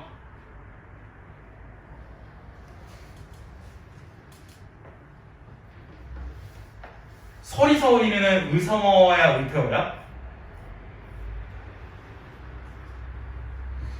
그렇지. 찍은 거 아니지? 생각한 거지? 그렇지. 형들 마치 넣는 그 모습을 소리로 나타냈으니까. 밑에 구비구비도 음성 상징어 중에 의태어죠.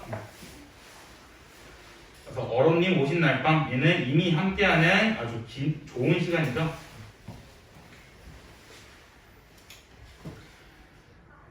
참고로 말씀드리면 어른님 할 때 이 어른이 얼다에서 온 거거든요. 얼다는 사랑하다는 뜻인데, 이때 사랑하다는 육체적으로 사랑하다는 뜻이어서 남녀 간의 사랑을 얘기합니다.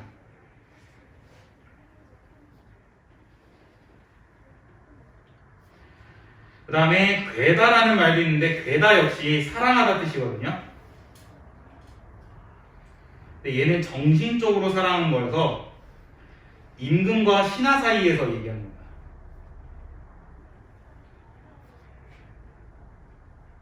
임금과 신하 간의 관계에서 정신적으로 사랑하는 괴다, 남녀 간의 사랑을 얘기하는 육체적 사랑을 얼다를 씁니다.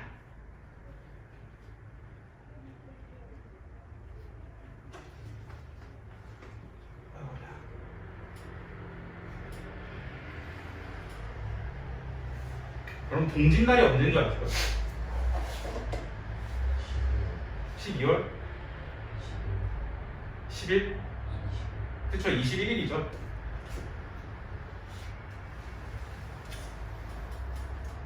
혹시 여기서 교회 다니시는 분 있나요? 없나요? 제가 이게 신성 모독이 아니라 제가 종교로 되게 관심이 많아서 종교 연구하는 걸 좋아하거든요. 그 제일 첫 번째 궁금했던 게 그거였어. 왜 하필 예수는 3일이 지나서 부활을 했고 왜 12월 25일이 성탄절인가? 12월 25일이 예수 탄생일인데 왜 그럴까? 근데 이게 되게 과학적이에요. 이건 혹시 종교 다니신 분들 정말 이게 신성 모독이 아니라 과학적으로 보면 어떤 이야기가 있냐면 아까 말했던 건 12월 21일이 밤이 제일 길거든요. 그리고 22, 23, 24, 3일이 지나고 나서 12월 25일부터 다시 밤이 짧아집니다.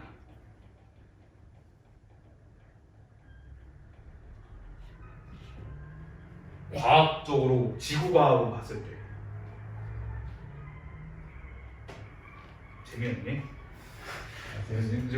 전 되게 이거 종교를 되게 연구하는 걸 재밌어해가지고 12월 21일 밤이 제일 길고요. 22, 23, 24, 3일 동안이 밤이 계속 길대요. 하다가 25일부터 갑자기 다시 밤이 짧아진대요. 그래서 이제 25일이 성탄절이고 그래서 예수가 3일 지나서 부활한 거 아니냐? 이런 얘기도 있어요. 그래서 여러분들 2012년이면 여러분 몇 살이지? 6살인가? 6살 때 기억이 있어요? 2012년 때? 그래서 2012년 때 2012년 12월 21일 날 지구 멸망을 했어. 봐봐, 이거 비웃지. 그때 우리 심각했어. 12월 21일 날 지구가 멸망을 했어. 왜냐면 무슨 마약문명인가? 마약문명 예언서에 2012년 12월 21일 날 지구가 멸망한다 쓰는 거야. 그래서 오죽하면 2012라는 영화가 있다니까? 2012라는 영화가 지구 멸망하는 영화야. 우리 심각했어. 왜냐면 2012년이면 제가 군대를 가야 할 시즌이었기 때문에 와 씨발 군대에서 지구를 먹는 거 아니야? 했거든요. 그래서 왜 굳이 12월 20일이냐? 12월 21일 밤이 가장 긴 시간이어서 그래서 지구가 끝난다.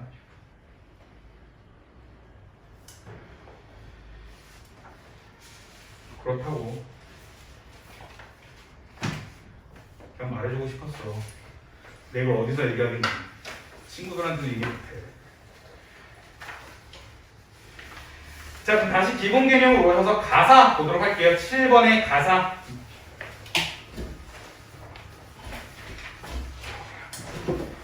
네, 시조와 가사를 여러분들 좀 많이 헷갈리시는데 가사 같은 경우에는 고려말 조선 초기에 등장했고요. 시조와 같이 써졌는데 시조와 가사의 가장 큰 차이점은 뭐냐면 시조의 형식이 정해져 있거든요. 딱 초장, 중장, 종장이라는 세 줄짜리 3장이라는 형식이 딱 정해져 있지만 가사는 형식이 정해져 없습니다.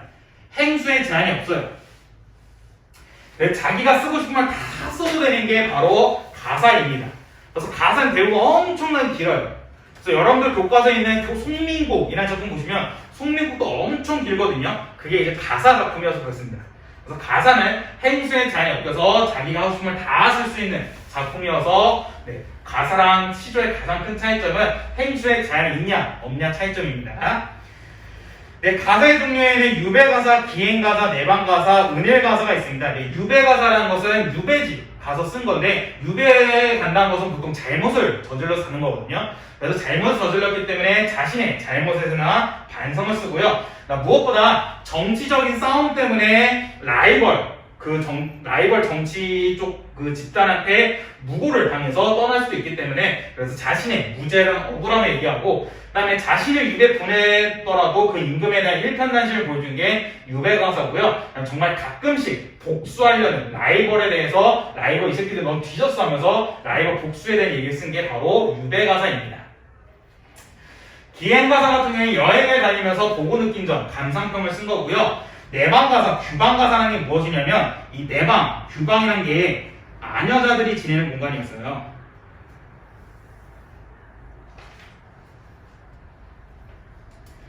아녀자라는 건 여자였거든요. 그래서 여자들이 지냈던 공간을 규방이라는데 이 아녀자들, 그러니까 여자들은 그 유교 시대 때 좀 더 차별이 있었죠. 그렇기 때문에 그거에 대한 억압과 차별에 대해서 얘기를 쓴 게 바로 규방가사, 내방가사입니다.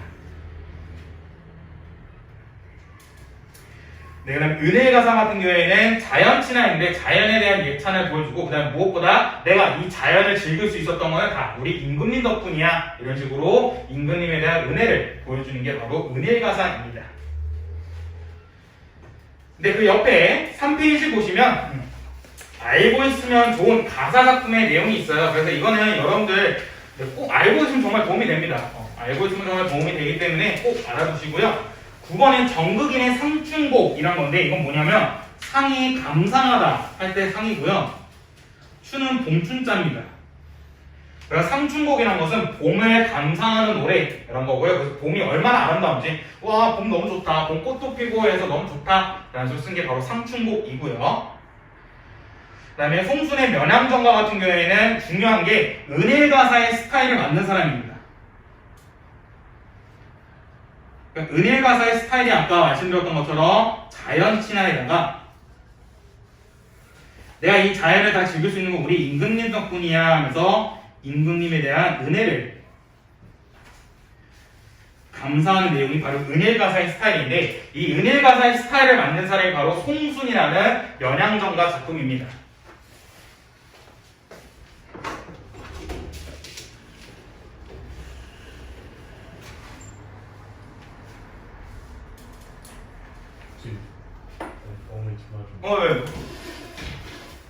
네. 살짝 더워서 문 좀 열게요. 문 여니까 훨씬 가까워진다.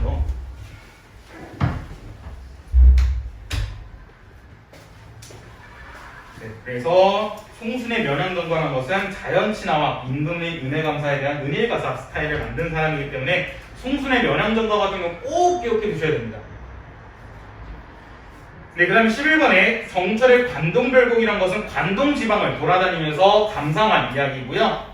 그 다음에 12번에 정철의 3인곡 송민곡은 중요합니다. 이어서 사미인곡 할 때 이 미인이란 것은 아름다운 사람인데 이거는 직역하면 아름다운 사람이고요. 미인은 임금님을 얘기해요. 이때 사라는 것은 생각하다, 그리워하다는 뜻이거든요. 그래서 3인곡이란 건 뭐냐면 아름다운 사람을 생각하고 그리워하는 노래, 그러니까 임금님을 생각하고 그리워하는 노래가 3인곡이고요. 송민곡 할 때 이 속자는 속편이라는 뜻입니다. 그래서 송민곡이라는 것은 3인곡의 시즌2라고 생각하시면 좋아요. 그 다음에 여러분들 학교 교과서에 여러분들 송민곡이 있으니까 미리 말씀드리는데 정철의 송민곡과 3인곡에서는 원망의 감동은 절대 없습니다. 얘네들은 원망이 절대 없어요. 그래서 3인곡과 송민곡이 시험이 나왔는데 화자의 원망의 감정을 드러내고 있다, 원망의 정서를 화자가 영탄적 어조를 통해 드러내고 있다, 절대 답이 될 수 없습니다. 왜냐하면 3인곡과 송민곡에서는 임금님을 그리워하고 사랑하는, 생각하는 노래만 있기 때문에 원망하는 데는 절대 없어요.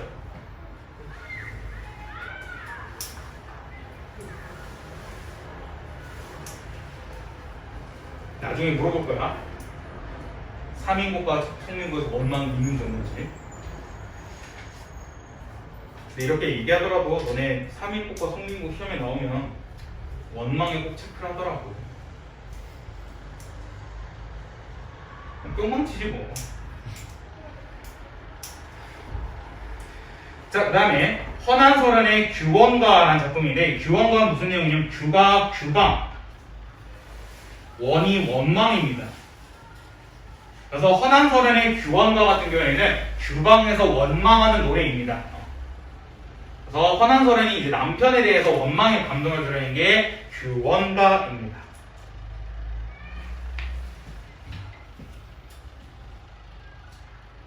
허난설은 정말 그 시집을 잘못 갔죠. 남편을 잘못 만나가지고 엄청난 천재였었는데 남편이 정말 쓰레기였습니다. 허난설원과 그 남편 사이에 자식이 2명 있었는데 첫째 딸은 2살인가 3살 때 갑자기 죽고요. 그다음에 둘째 아들, 그러니까 둘째인 아들은 태어나자마자 죽습니다. 근데 그 자식의 장례식장과 자식의 그 죽음 형장에 남편은 절대 등장하지 않고요. 그 자기의 자식이 죽었을 때도 남편은 기생집 가서 그 여자들이랑 술 마시고 있었습니다. 그래서 헌한서름이 그거에 대한 정말 원망이 너무 많아가지고 그래서 그거에 대한 한을 쓴 게 바로 규황가였고, 그래서 헌한서름이 그런 화병 때문에 일찍 죽지 않았나라는 추측도 있어요. 왜냐면 헌한서름이 한 20대? 23살인가 24살 때 죽었거든요. 자, 그 다음에 4페이지 고려가요입니다. 고려가요란 거 고려시대 전체, 그러니까 피지배층들이 불렀던 노래를 고려가요라 하고요. 고려가요의 특징은 바로 이거예요. 의미가 없는 후렴구와 여음구가 있습니다. 자, 현대시에서 후렴구를 사용하면 어떤 효과가 있겠죠? 대답할 사람. 후렴구를 사용하면 어떤 효과가 있겠죠? 대답해볼 사람.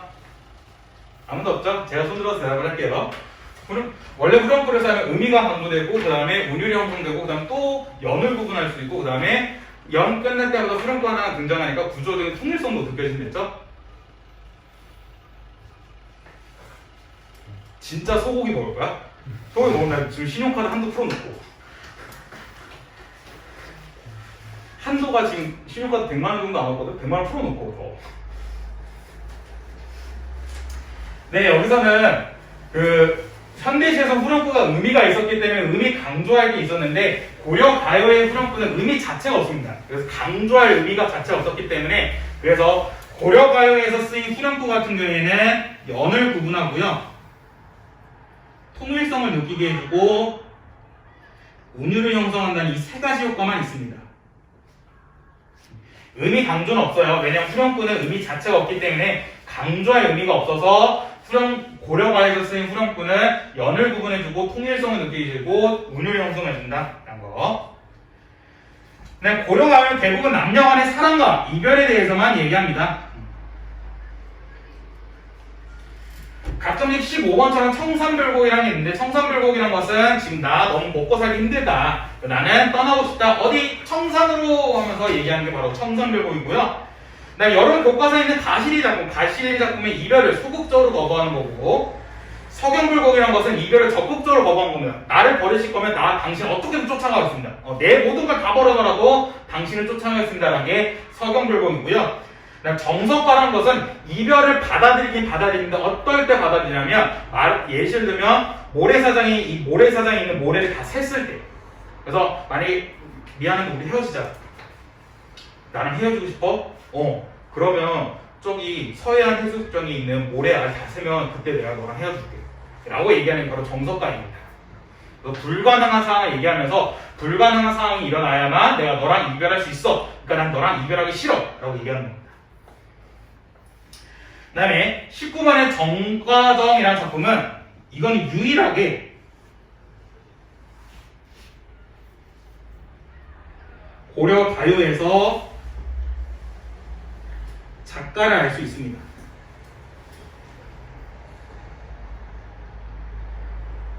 그럼 고려 가요는 작가를 알 수 없는 대부분 작자 이상인데, 정서의 정과정만 작가를 알 수 있습니다.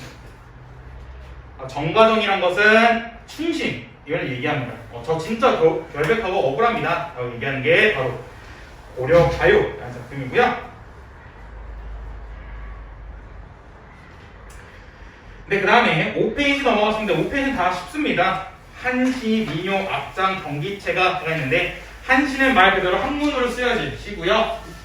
민요는 우리 사이 전통적으로 불렀던 전통적인 노래. 우리나라 전통 노래가 뭐 있어? 그렇지, 아리랑이 민요입니다. 악장이란 것은 조선 왕족의 개국과 번영을 송축하는 축하하는 노래고요. 경기체가 아까 말씀드렸듯이 향락적인 생활, 그들의 자부심을 보여주는 게 경기체가입니다. 자, 그 다음에 넘어가셔서 6페이지 향가입니다. 네, 향가라는 작품은 향찰로 지은 신라시대 작품인데, 그러니까 향찰이라는 게 일단 뭔지부터 말씀드리면, 향찰은 한자를 빌려 우리말처럼 쓴 겁니다.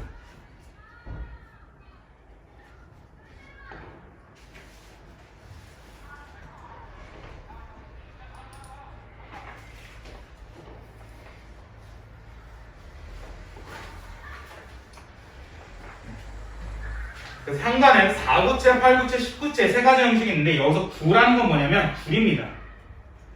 그래서 4구체라는 건 4줄짜리, 8구체라는 것은 8줄짜리, 10구체는 10줄짜리를 얘기하고요. 그 중에 10줄짜리 10구체가 가장 정제된 형식, 그러니까 완성된 형식이라 해요. 10구체가 가장 완성된 형식, 정제된 형식이라 합니다.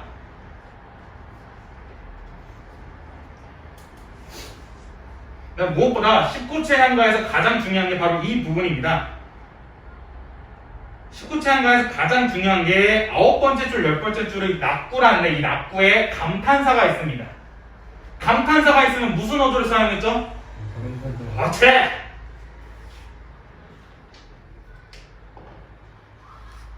이따가 시험 때 영탄족 어조는 안 물어봐도 되겠다. 다 잘 알고 있네. 그럴 때 말이야 향가라는 작품이 있는데 이 작품의 화자가 영탄족어를 쓰고 있다? 당연히 맞겠죠. 그 다음에 향가는 대부분 승려, 스님분들이 쓰셨기 때문에 불교적인 내용이 되게 많습니다.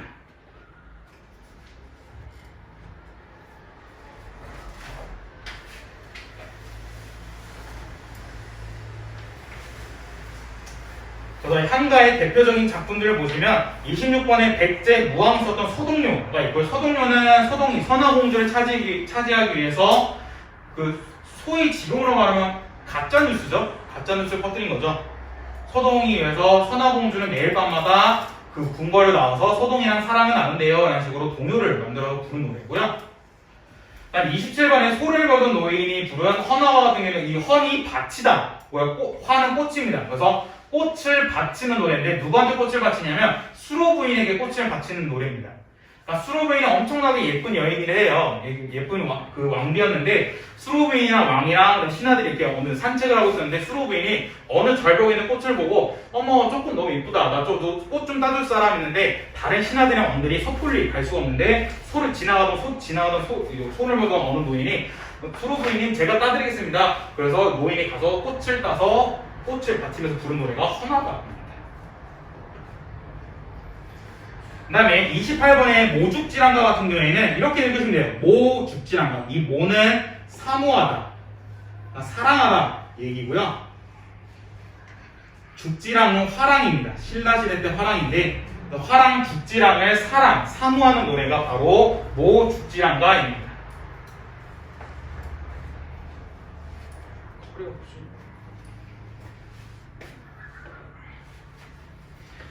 네, 그 다음에 29번엔 처용가. 여러분 처용 아시나요? 한 번도 안 들어보셨어요? 처용?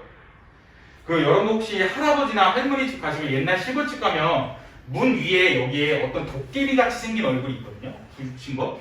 그 사람이 처용입니다. 모르실래나? 되게 무섭게 생긴 사람이거든요. 그러니까 처용이 어떤 사람이냐면 처용의 아내가 엄청 이뻤었다 해요. 그래서 처용이 어느 날 야근을 하고 이제 야근 끝나고 집에 갔는데 집에 이제 문을 열었는데 원래 안에만 있어야 돼서 다리가 2개여야 되잖아. 근데 문을 열었더니 다리가 4개인 거야. 무슨 내용이었어? 아내가 바람 핀 거죠. 바람 핀 거 보고 처용이 화가 끝까지 났다가 이놈의 새끼들 다 죽여버려 이러다가 그래 원래 내 것이었는데 지금은 남의 것이 됐는데 내가 어쩌겠냐 해가지고 그 앞에서 노래를 불렀대요.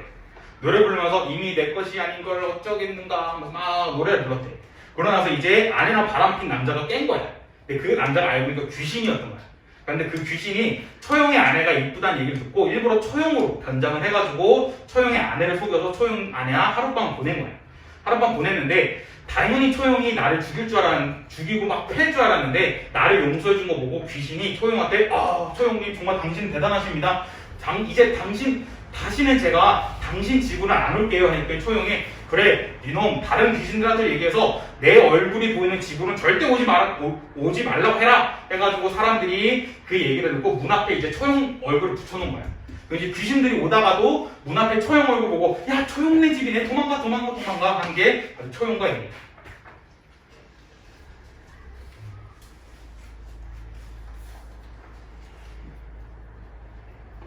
재밌지 않냐 처형가?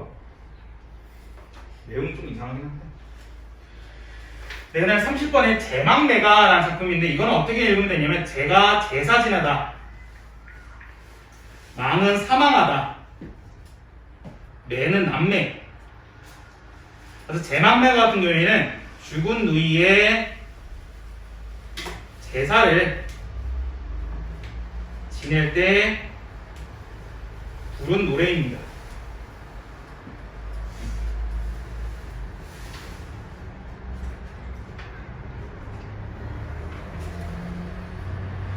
그 다음에 31번에 충담사의 찬 비파랑 같은 경우에는 이 찬이 예찬하다, 기파랑은 화랑이었거든요. 신라시대 때의 기파랑이나 화랑을 예찬하고 찬양한 노래가 찬 비파랑가입니다.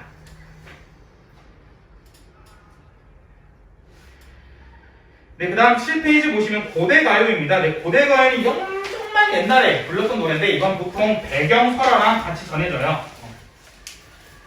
그래서 공무도화 같은 경우에는 백수광도 설화, 구지가 같은 경우에는 이거는 그 가라 수로와 관련된 그 건국설화와 관련이 있고요. 황조가 같은 경우에는 유리왕설화, 정업상 같은 경우에는 남편을 기다리다가 그 자리에서 돌이 된 망부석설화, 그 다음에 소를 보던 노인이 부른 해가 같은 경우에는 수로부인설화와 관련이 있는 고대가요이고요. 8페이지 넘어가시면 고전시가, 고전 작품에서 자주 볼 수 있는 주제와 태도인데 제일 첫 번째 자연친화입니다. 자연 너무 좋다 이런 얘기고요. 아니면 사랑과 이별, 아니면 춤, 아니면 효, 아니면 탐관오리 비판, 아니면 삶에 대한 애환이 있고요.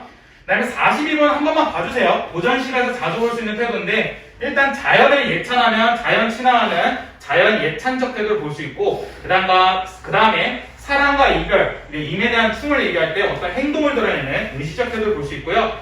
그 다음에 탐관오리를 비판할 때 비판적 태도, 자연 너무 좋아하는 자연 친화적 태도, 그다음 자연에서 행복하게 살자 안 빈낙될 태도, 과거를 생각하는 회고적 태도, 이렇게 이런 태도도 있고요. 나머지 태도는 쉽게 볼 수 없습니다. 그래서 고전문학은 너무 갈래별로 특징이 명확합니다. 그렇기 때문에 고전문학 같은 경우에는 여러분들 해석하는 게 중요하고 무엇보다 여러분들이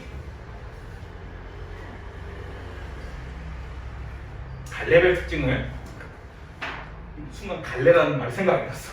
갈래별 특징이나 뭐라는 거야? 갈래별 특징은 확실히 알고 계신 게 꼭 도움이 됩니다.